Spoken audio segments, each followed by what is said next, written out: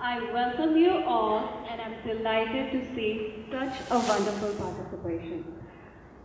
Well, I'm seeing a lot of familiar faces here, so this is homegrown for me. But if you don't know me, my name is Ekta Singhal and I am the founder and director of Nova Enrichment Academy.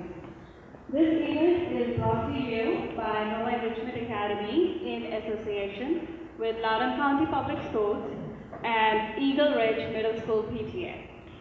I would like to thank Superintendent Dr. Eric Williams, Assistant Superintendent Ms. Terry Breeden, Director of Career and Technical Education Ms. Shirley Bazdar, Public Information Officer Mr. Wade Bard, and all the LCPS school principals.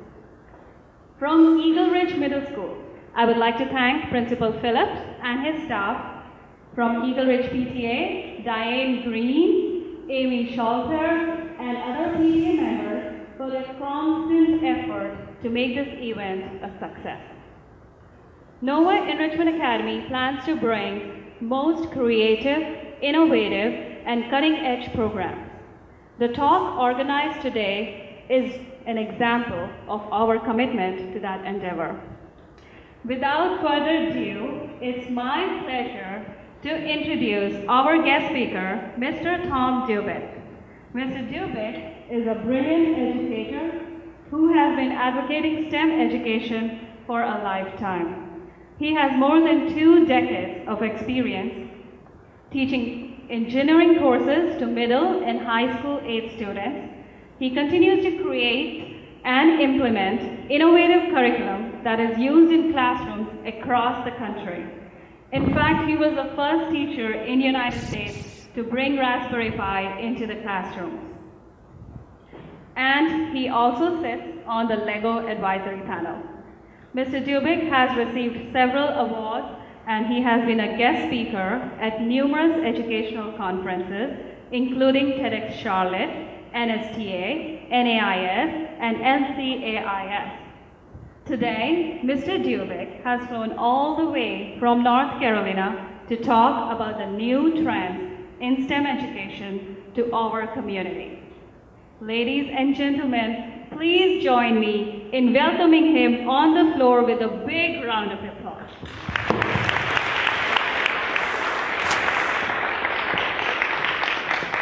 Folks, first of all, let me begin by saying thank you, Nova Enrichment. Thank you for the school system for inviting me here. But I would like to say I'm more humbled by you all showing up on a Saturday at 4 o'clock. No, seriously. 10 years ago, we would give talks on STEM what we call engineering education, which is STEM education, and there would be 4 educators in the room on a Tuesday.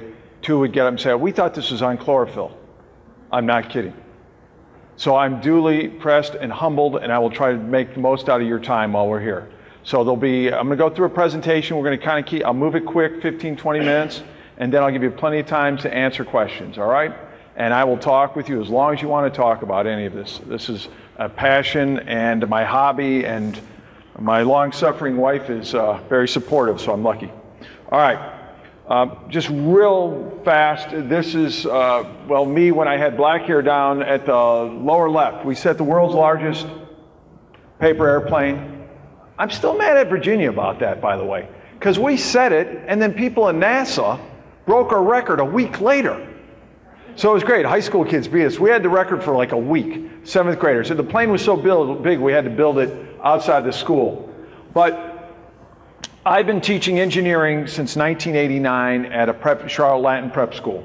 And they've been a fabulous school for me and supporting this.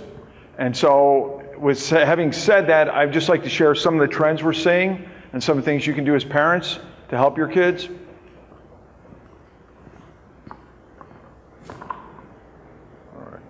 All right. Remember back in 2000, can you see the quote? Gentlemen, we've run out of money. It's time to start thinking. What issued in a lot of this STEM was 2008, 2009. Think about it, parents. All the parents in this room, probably the same thing I was raised. Go to college, you get your college degree, don't worry about what it's in, you'll have a job. That world's changed, hasn't it? Now we have to think about what we're doing. Doesn't mean, by the way, sometimes people will hear me speak and say, oh, he doesn't want people to study poetry. He doesn't want people to be actors. That's not what I mean at all. What I'm trying to say is there's no guarantee you'll be an actor or an English major unless you're very good at your craft then. And we'll talk about that in a little bit. So I do not, if there's a student in there, your love and dream is to be on the stage, that's what you should pursue actively. But the reality is we're producing a lot of people majoring in degrees that there are no jobs for right now. Let's real quick, because there's some organizations have this a little bit confused. Scientific method, you probably grew up in school with this. Observed a hypothesis, experiment, analyze your guess, your hypothesis, have people repeat your experiment. That's science. It's understanding the world around you. Engineering method, on the other hand, as part of design thinking, is we research something, using some science maybe, we plan, we prototype, we commercialize specifically. In that prototyping stage is what separates science, engineering and science. We build it, we test it, we repeat, we build it, we test it, we repeat, we build it, we test it, we repeat, we get better and better. We're not necessarily sharing it with anybody at that point. All right? Well, some of the programs out now are trying to combine the engineering method and the scientific method. They're two distinct things. All right? Astronomers study space just so we understand where do we come from and where are we going. Engineers take the lasers the astronomers used to be able to cut materials, for example, to take that technology, that basic understanding, and apply it. And oftentimes they work together. They complement each other. But here's what started to happen before 2008, 2009. It was the gathering storm. That's what got everybody involved. This is one thing that politicians pretty much still agree on, that we got to keep encouraging engineering and STEM education. And when we realized half the jobs of our advancements in knowledge, particularly in technology. So that's why there's a lot of motivation, keep you hearing it. And you know, back in 2008, this was the number of people going off to college, and you can see just a drop of them were going into STEM careers, particularly applied careers. Let's also talk what's been going on for a very long time. I'm assuming this crowd, most of you are technically solvent, are familiar with Moore's Law. Moore's Law says computing power doubles every 18 months to 2 years. All right? And not only does that make this computer in my hand more powerful than anything that was on a desktop 10 years ago, it's allowing us to advance in other ways. This rate of, and we'll get to this in a point, this rate of change then, if it keeps doubling, is increasing faster and faster. It's been driven by information technology, which helps other technologies. So, for example, Human Genome Project took 10 years, cost $100 million. Today, we can do your human genome, 2 days, $2,000. The goal is to have it less than $1,000 and do it in a few hours. Students are doing kits where they can do the DNA and tell if the sushi is the real fish or not. This young man is from Virginia as well. Does anybody know who he is? He won 2 years ago the Intel Science Fair contest. He used nanotechnology to measure antigens and antibodies. He was in the 8th grade when he started. He had this in 10th grade. He's trying to get markers for cancer. And Johns Hopkins was the only university out of 200 universities wrote to that said, come on in, you can use our lab. Let's take a look at this. Another emerging field because of information technology driving this technology, getting this loop going, is robotics. That's a factory, they make electric shavers. Until very recently, everybody said you cannot do that with robotics to do that. How many people do you see in that picture? 3. If you really count, you'll find 3. It's part of the harm image.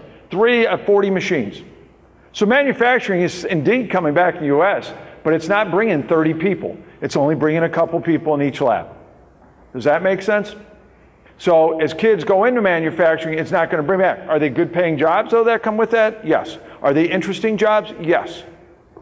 But you need to have a particular background and training to do it. We can't just hire you off the street.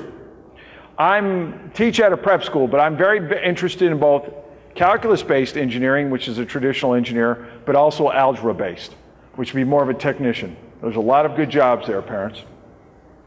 Real quickly, look what the medium skill set's done. High end, those jobs are doing pretty well, actually. Low skill, it doesn't make sense to necessarily replace the workers yet.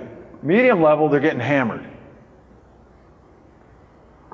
So, not surprisingly, look at the top 10 major salaries, and since there's many engineers and programmers in the room, you already know this. They're all engineering. The top 40 jobs out of college are all math-related, kids. You get nothing else out of here. Make sure you can do math. And I don't want to hear you can't do math yet. It may be hard for you, but ask your parents. One of the few things in this world you get better at the older you get is math. It literally, your brain works better with the logic.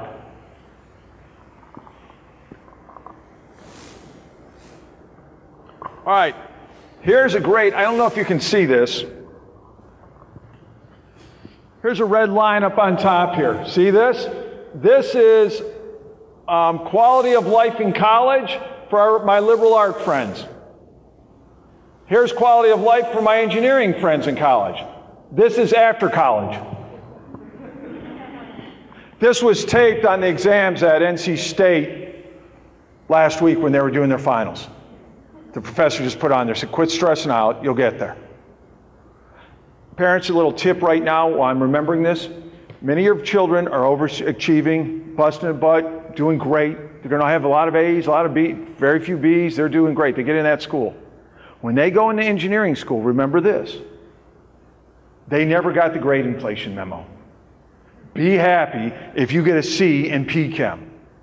You get a D and they'll take it and let you still major, take the D and move on. So what I'm trying to get is we lose kids that are talented, gifted, but their whole life they've gotten A's. They've got a trophy for everything. They get this, they get an engineering class, and now they get their first C, and they are beside themselves. Kids, remember this. You're in engineering or programming or somebody's highly technical, chill out. C's probably a pretty good grade. You know, I remember flipping over an organic chemistry test and having a 42 and my heart dropping down to my waist, and the professor said, well, the average score was 21.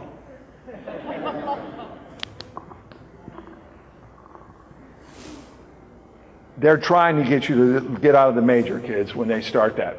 But before we go any more on STEM, because I know parents, we want what's best. I was a father of 3. I became a widower. My late wife was an executive at IBM, was an engineer. Remarried, got 3 kids. Many of them are in STEM, but I would not tell your kids, go into STEM, there's great jobs, if you don't like doing it. Life is way too short for that. So let me point something out to you, though, as you're doing this. If you look at the green one, here's an important thing to look at. What will other people pay me to do? Then at the top, what am I good at doing? How good can I do it? And then finally, do I enjoy doing it? I love football, but I'm never paying for the Carolina Panthers. And the Redskins are never drafting me, and never were. But what this tells you is, if your dream is to be on the stage, you need to work at that craft like crazy. And you got to be better than anybody else you knew, because there's so few people that want that those jobs are available. The good news on engineering and programming, there's tons of jobs there. You don't have to be super brilliant mathematician. You don't have to necessarily be the best kid in the area to get a very good, fulfilling career. All right? But kids, if you want to be on the stage, then you should need to be nagging your parents. I want to be at every theater. If I want to be a writer, you should be writing all the time. That's what I would really encourage you to say that. Very interesting, when we look at kids that go into tech, STEM, we get math, science, they say aptitudes, you want some math. Again, you don't have to be a math genius. Want some science, don't have to necessarily be a science genius either. We're looking for problem solvers and perseverance and team player and the communication. Once you graduate out of engineering school, they're going to see the flip of that. Truthfully. So I was saying to some other parents here, whatever it is the kids like to do that will get them around other kids and will encourage teamwork, be it scouts, be it in the theater, be it those things, encourage them to do that as well. They've got to learn to get along. And we're among friends here, right? Well, my fellow friendly engineer types, our people skills aren't always the best. So I would really encourage you, you've got to listen. Your way, you might be a smart young lady, or generally I have this problem more with young men than young ladies necessarily, But I know how to do this, Mr. Dubick. My parents don't know how to do it. I can do it, I can do it, I can do it. Listen to the other people in that group. Work on people's skills. That's really an important part. It is, and every adult in here has been in that room where probably the person with the best idea speaks up, but we can't really understand what she or he really meant, and it gets voted down.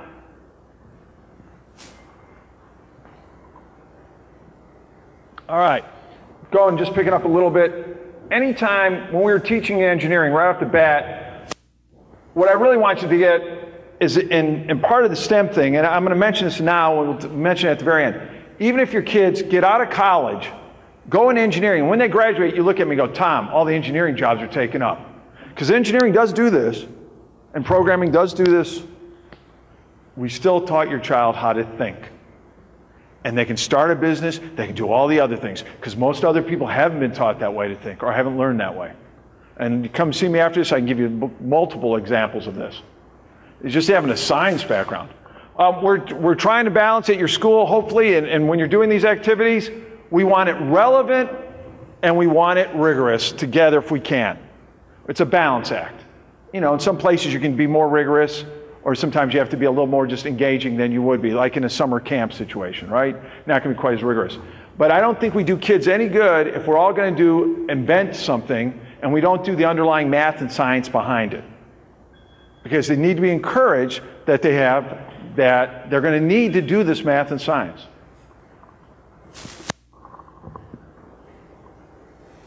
All right.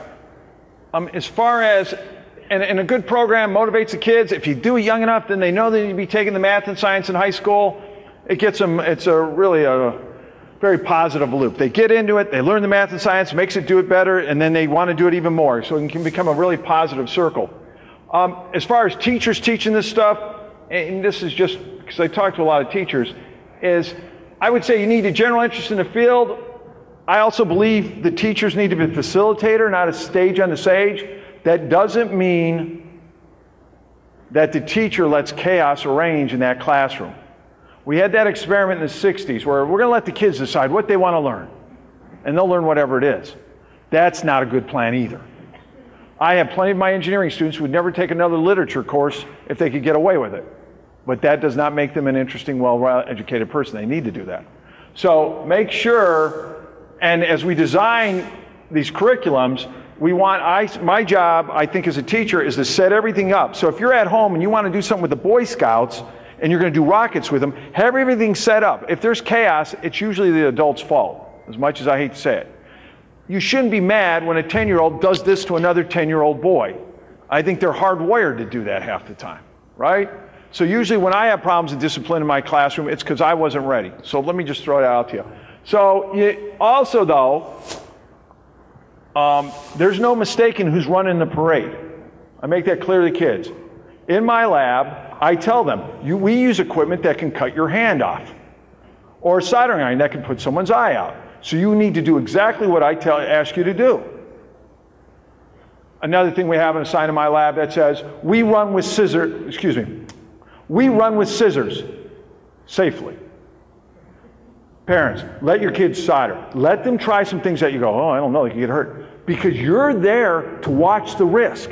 They've got to learn what is risky behavior. Think about it. We protect them, we worry about them, and they go off to college, you don't even know what they're going.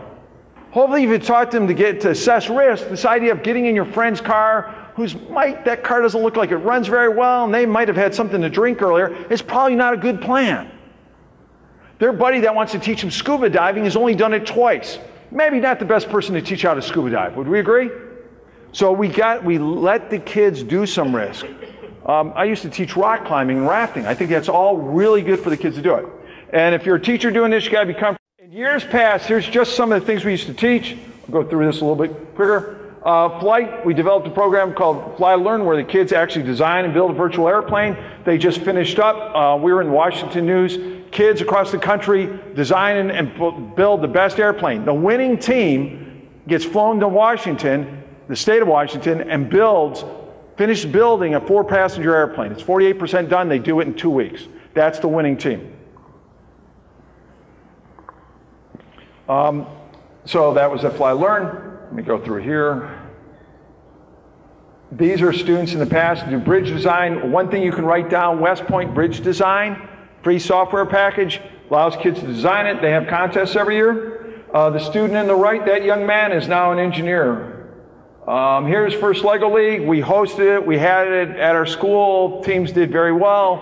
Kind of moving on to some other things, though. I want to throw you out some other options. First Lego League does a really nice job, but there are other things out there. Let me just say this, too. Somewhere along the line, everybody says, engineering is robotics, robotics is engineering. Engineering is a lot more than robotics, folks. All right? A ton more. And just so you think they're capable of, you can't see it right up there, but that's cardboard boat regatta we do every year. They take cardboard boats, 7th graders design boats, they have to figure out where the water line is and paddle their boats. The 8th graders helped build that truck and converted it from gas to electric. All right, now let's talk up here and talk about what happened recently and what's going on.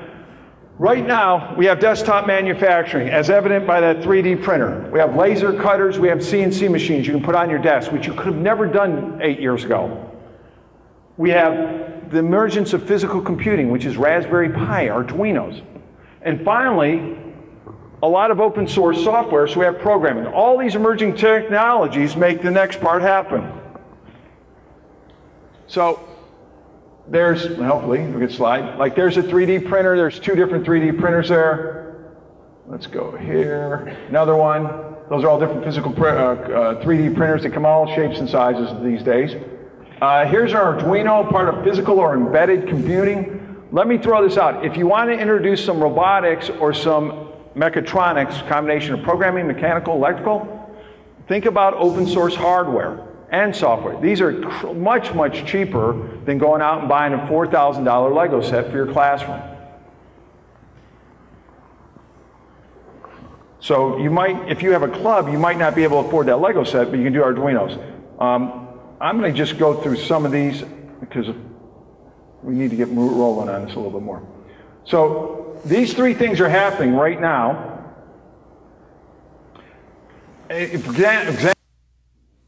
Asked me earlier what do we teach. We do JavaScript, Python, Java itself, but you can get a Raspberry Pi and you can hack Minecraft. So here's a rule I would throw out to tell your students and parents if you're having the kids over. In my lab, we have a rule, in our lab I'll say. In our lab, we'll have a rule. You can play any computer game you want as long as you build it. You make the computer game, you can play it. And if your kids were all here and we had some computers, myself and some of these other teachers over here, we could teach your kids in 30, 45 minutes to scratch how to make a Pong game. And then they can keep adding to the Pong game. So they get creative. The next thing we're working out, this is, so the hacking around Minecraft, Raspberry Pi, you're seeing a lot of Minecraft classes out there now hacking it.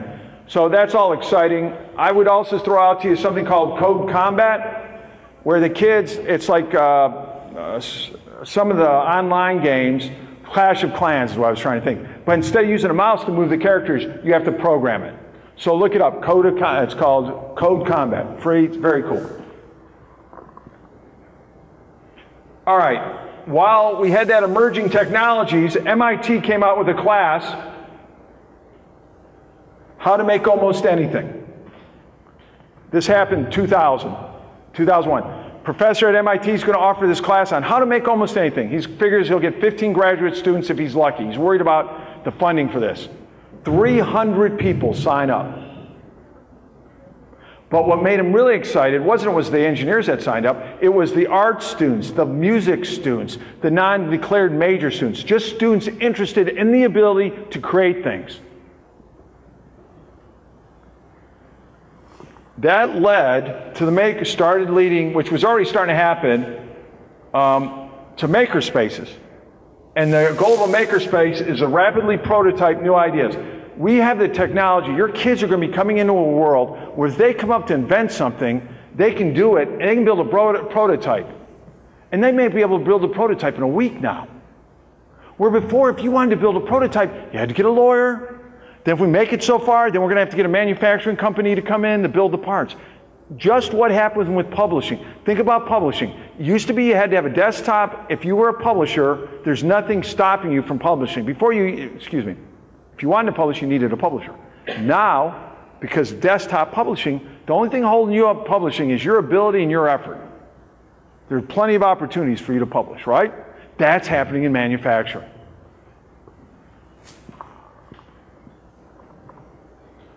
I would say the big thing though in a makerspace, it's not the equipment. You're going to hear me talk about equipment here, but the main thing is it's that community that you have there. I'll just stay right here for this next part.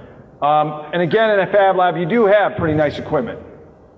3D printers, laser cutters, CNC machines, those kinds of things.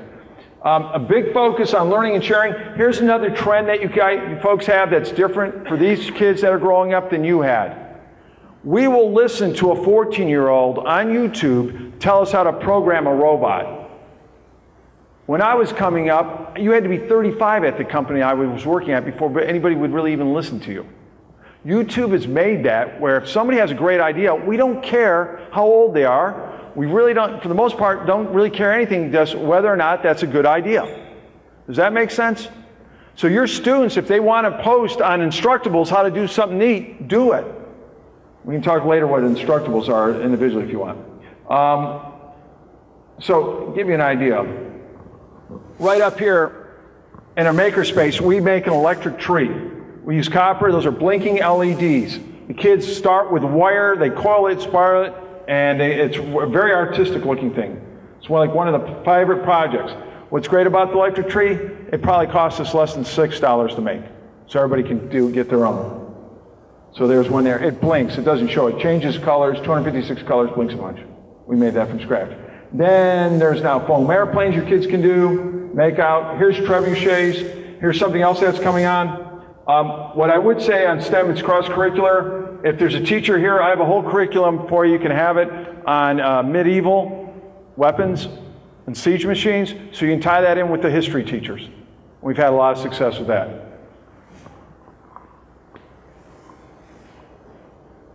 All right, and we're going to go through that. Last here, these ladies. How many ladies here, I'm assuming primarily ladies doing this, how many ladies use the polish, how many ladies use the polish enamel that requires a UV light to cure it? Our girls make the UV light.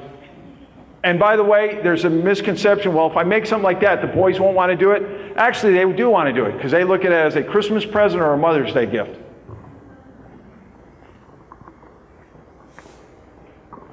All right, and that's why you have this you have STEAM now, because you go into makerspace, you start creating things like that, you're doing as art as much as you're doing engineering.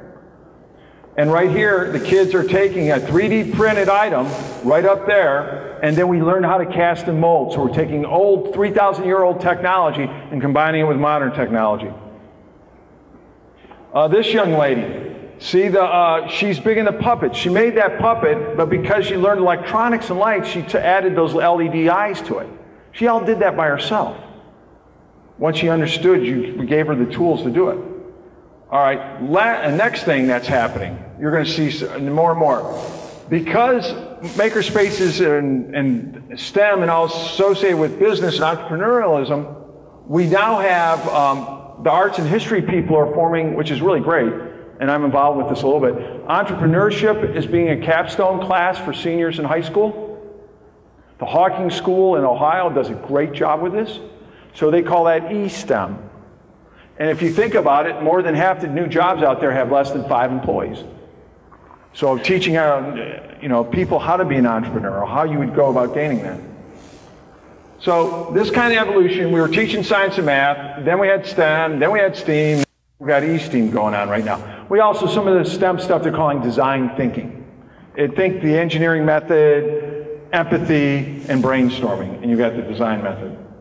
All right, here's a quick challenges facing schools. Hardware. This stuff changes a lot, and it changes quickly. I can't go. People ask me, other teachers will ask me, how much of your curriculum you save year for year?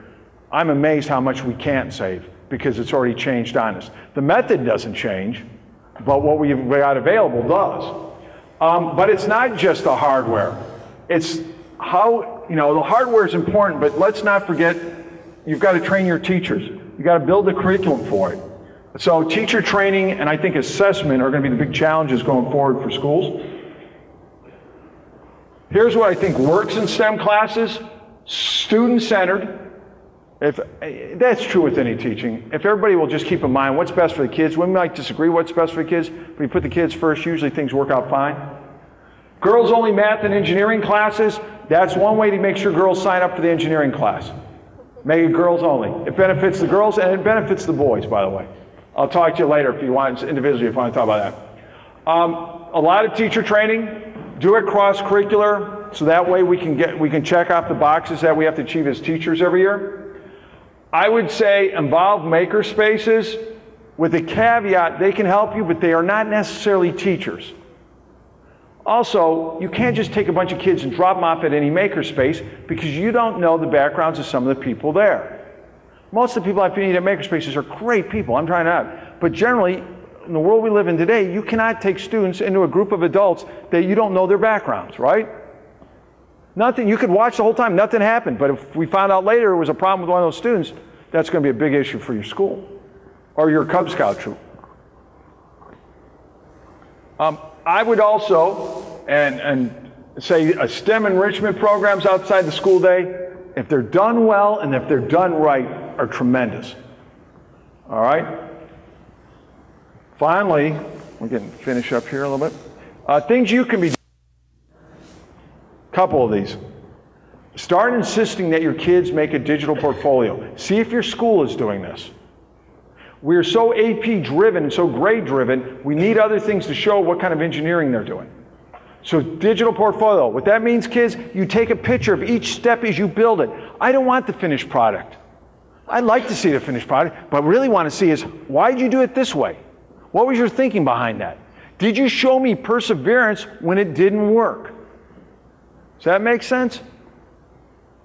Next, encourage moms, this is particularly moms, not so much dads, but dads too, but with daughters.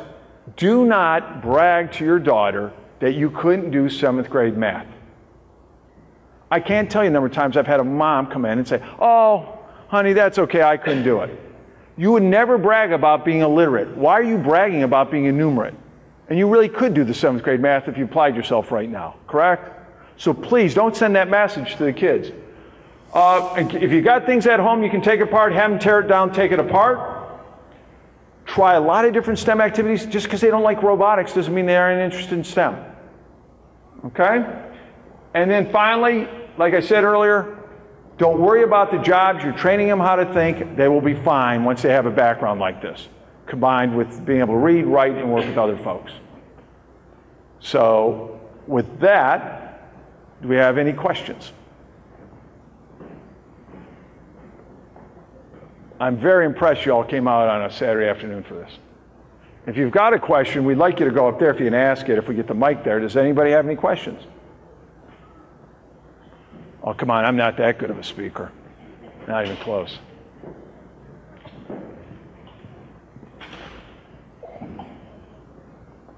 You guys are too polite. You got a question? Yeah, you mentioned about the makerspace. Go ahead. Makerspace, can you tell a little bit about that? Sure.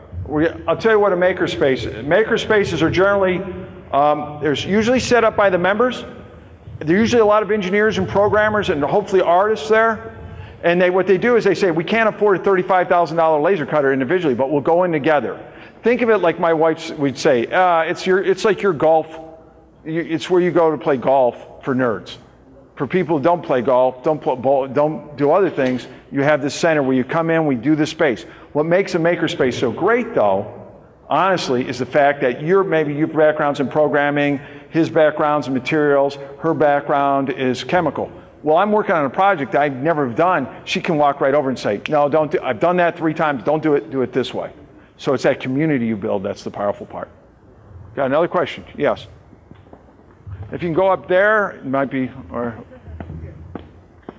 When you talk about makerspace, is it the same type of space for elementary, middle, high school?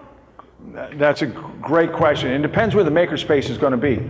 If it's in a lower school, it's a very different place than you would have with middle and you would have in high school. The most obvious thing is we're not going to hand a second grader a soldering iron. All right? But we will, and we do at our school, we hand it to fifth graders. It's like baking. It's got the safety issue of baking a cake. Your grandmother probably taught you how to bake a cake, and she told you not to touch the cake pan. Sooner or later you did. You didn't do it a second time. And she looked at you and said, honey, don't touch the cake pan, it's hot. So I would say yes, you have, and a lot of the maker spaces that are in the public that are outside the school may or may not even be available for students. There's a liability issue too. You make a good point there. They don't allow people in, or they'll have maker scout camps. But if you check around, and it doesn't have to be full blown, and by the way, elementary kids, it can be a lot of the stuff they had out here with the little bits, the Legos, making things, going through that design method. Make-a-do is a really cool, inexpensive thing you can use with them. As you go into middle school, you can get more and more powerful equipment necessarily, but even then, either in the middle or high school, it's not about the equipment as so much as the process of creating. And get your art teachers involved in this.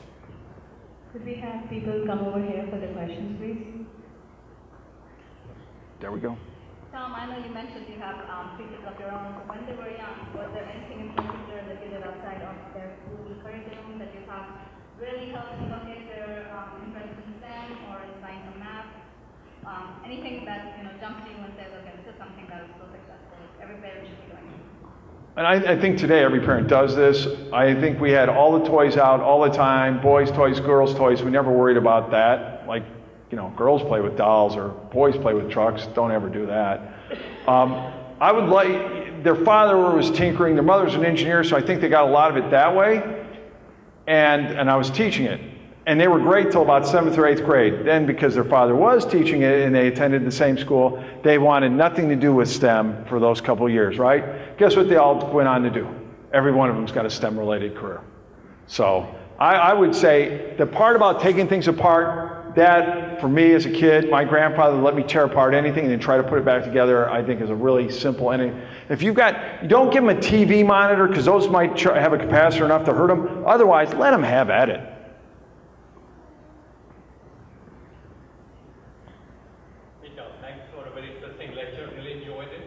Well, thank you. You talked about engineering and STEM, during your time today. So I want to get your perspective on the generalist versus the specific topic, because there are so many branches in engineering. From your perspective, when you interact with the kids, do you really promote the interplay with the various disciplines within engineering or STEM? So how do you handle that with the kids to make sure there's an awareness? You're not focusing on only on robotics. Right. Something, and you're having a broader understanding of the application of what you learn. And what we just asked earlier about, this ties in what you asked earlier about the maker spaces with little ones and stuff. I think you keep it very generalist with elementary and middle school age kids. We don't do projects, like we do a project for 2 to 3 weeks. So if this young lady says, I don't like robots, but I wanted to do architecture, I can lean over and say, don't worry, we're going to do bridge design in 2 weeks. Or some boy says, I don't really like programming, I like building. Don't worry, in 2 weeks we'll try this, to see if they do. And they keep that interest going.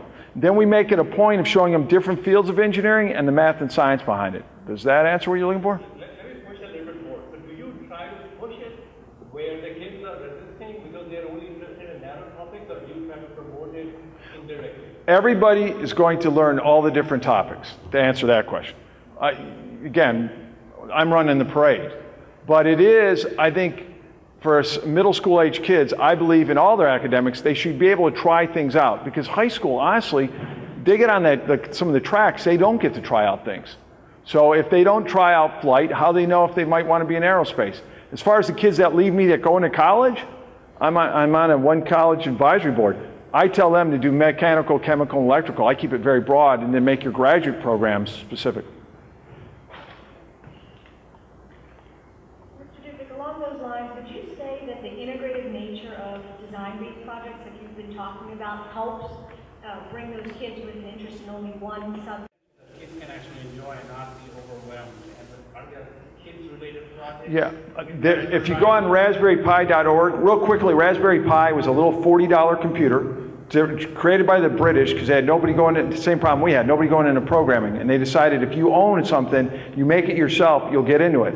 And $40, you could break it and wouldn't be the end of the world. Where if I give you an Xbox 360 and you break it, your parents are going to be upset with you. So there are, if you go on raspberrypi.org, there are a whole list of materials. And here's the other thing excited. They've upgraded it since January, no price change. It now makes a good second computer. The first ones were kind of slow, they were neat, but you wouldn't use them as a regular computer. The second one you can.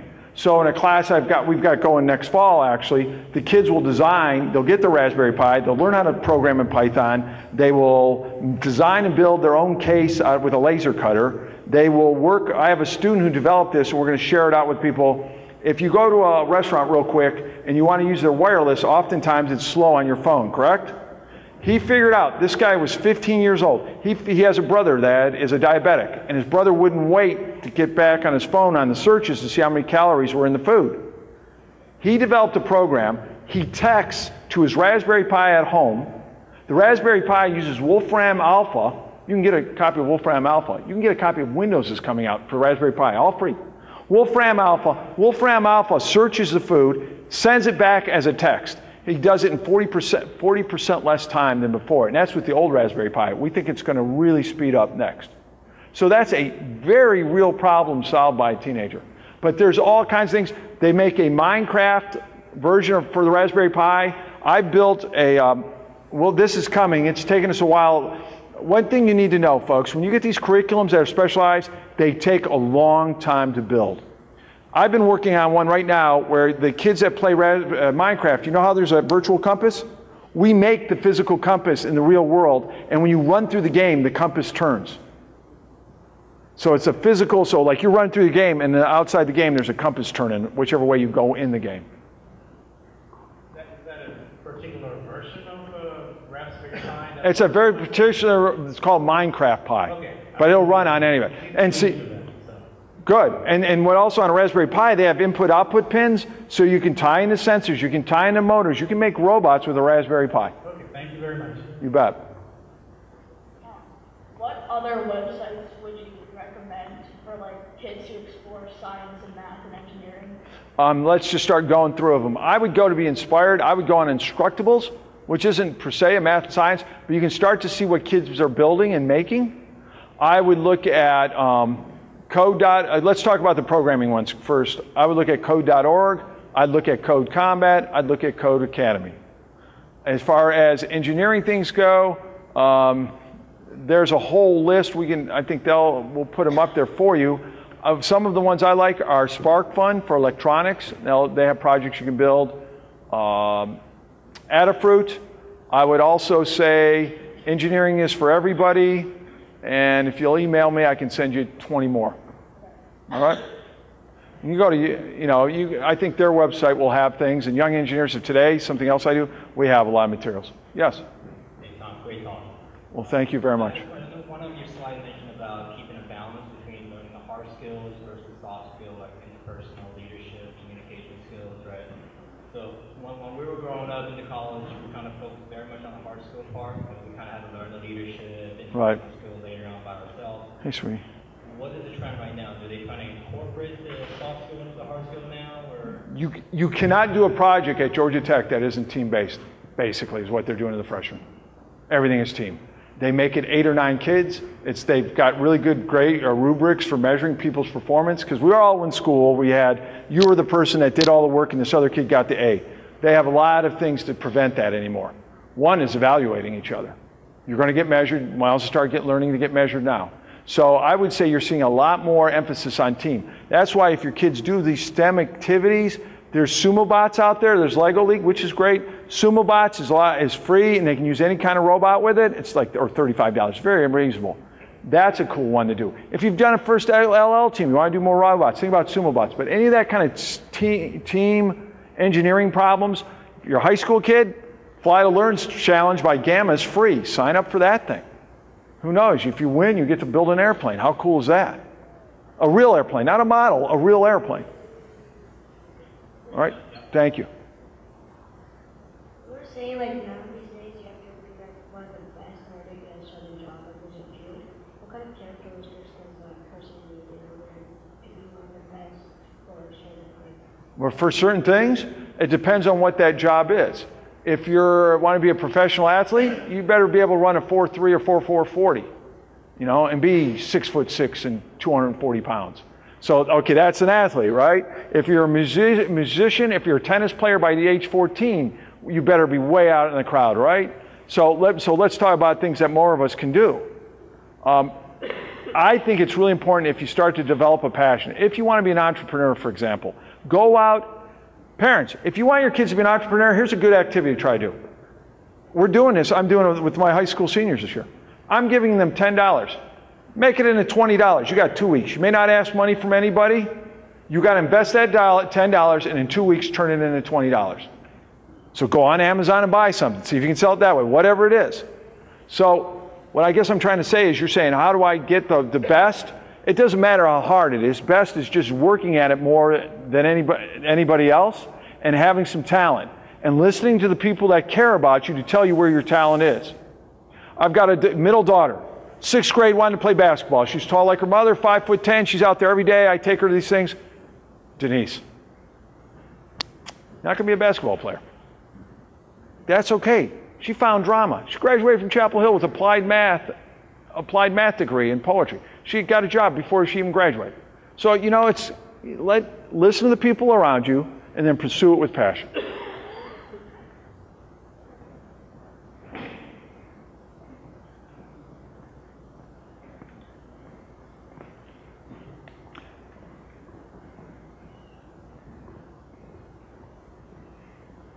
I feel like we're singing and doing it. We have time for one more question. You're quite the taskmaster. You answered all the questions. There we go. Everybody solved. Okay, so on behalf of, okay, I see a hand raising. Oh, all right. That is wonderful. You really have a question there? Oh, you have one too? Okay. Yeah, go ahead. If you got a question, ask right here. Take a question from that child. If you just give 1 second. What kind of Lego activities are there? Endless. Lots of that Lego activities. So Raspberry Pi is a computer, right? So if we have any sort of a low-cost robotics platform, or not necessarily robotics, say you can connect sensors. Well, these folks have two. I don't know if you got a chance to see what they have here, but they have some. They're not necessarily low cost, but you can try them out. So the cost to you isn't as much, you know, and you do it part of their program. So one strategy is take a class or something that has the stuff, so you don't have to buy it. As far as low cost, the open source hardware, Arduinos that tie into a computer, they would work. That would be some of our different Arduino things. And start off, hey, turn it on different colored LED lights is pretty cool. Kids get into that. Hello, I'd like to ask a question on behalf of all the principals and teachers who will be watching this recording afterwards. And I'd like to ask you questions about how can they, on a low-cost budget, some of the teachers are just using some of their own resources, sometimes it's funded by the PTA. Can you rattle off a bunch of ideas for how they might bring some more interesting fun into the classroom on a low-cost budget? All right. There's a balancing act there. We can do low cost, and it's not much fun. We can take toothpicks and make a toothpick bridge, which is not a bad thing by itself, but every year of doing toothpick and straw bridges, it's really not a lot, correct? So we got to be smart on how we approach this. I would say, I've been mentioning open source and open hardware. I think you teach the teachers the skill sets they need. Get the PD training, so that way, once they learn that, then they can be out there actively looking on Instructables, looking at ways to do things low cost. So it sounds counterintuitive. Instead of going out and buying really expensive 3D printer and not sure what you're going to do with it, get your teachers to take some training in this stuff. Find out what their goals are for their classes. So that way it'll really get utilized. So to get more specifically then, some of the things we've mentioned, there is a lot of open source materials out there you can use. If you do a Science Olympiad event next year, we have on a whole lesson plans on Arduinos. But, so I would say open source, hardware, I kind of feel like, let me go through the next things. I would say engineering for everybody, they have some materials you can find in the classroom. So you can bring those in as well. And then also get in the mindset, and we were talking about this earlier today, and it's really the exciting possibilities. If over time we can get some maker spaces in schools, the kids can start to make the materials they're using in the classroom. For example, we were talking, did you see the energy set they had over there? What was the name of that thing? How much? What was it? Horizon Energy. Horizon Energy. It was beautiful, but it's like $2,500 and it's kind of delicate. That's great in the college level. We're not going to do that necessarily with kids in a middle school, but what you could do is have teachers learn how to use that technology, figure it out, and then go back down and make models of it. Like, I'll give you a perfect example of this. I have a student right now, a teacher, we bought, I won't name the company, but it was a $300 fuel cell system. Using it, because they learned how to use the fuel system, they were then able to go to a 3D printer, and we made a biofuel system for $5. So I'm really excited. My students are starting in our fab labs using, we have enough 3D printers and things that we're starting to manufacture actually some of our lab stuff. That electric tree from the makerspace, that was $5. And you can teach a lot of electronics and Ohm's law with that. And you can teach what a transistor is. All right? Did that help? And I certainly, if anybody who sees this video wants more, just email me. Look me up on LinkedIn. I'll get them all kinds of stuff.